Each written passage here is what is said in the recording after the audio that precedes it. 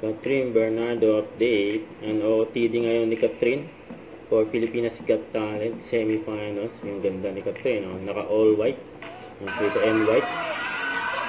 Ayan na ang mga judges. Ayan sila Catherine Bernardo, FMG, Eugene Domingo at Donnie Pangilinan.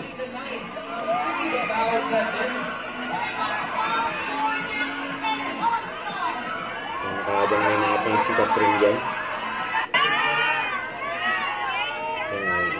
Very accommodated Catherine sa mga fans. Ayan o.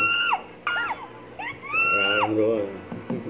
Ang ganda ni Catherine, no? Lalo na close up. Very excited. Nakausap nyo na ba yung mga apps na nabigyan nyo ba ng advice on how to perform for tonight? No, usually nakita naman sila on stage na. Okay.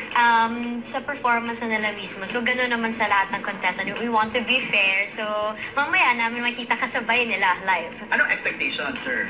Well, I'm expecting them to do better. Okay. And I hope they make it to the finals.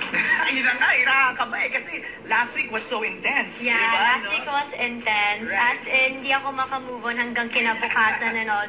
But this week, since last na, it's super special kasi syempre Golden Buzzers namin ni FMG. And also, it's our last week before we move on to the finals. So, yeah, we're here. Almost done. Almost nasa finish line na tayo. We're just... Ito pa yung picture ni Catherine. Ni Troy lang. Saka ito.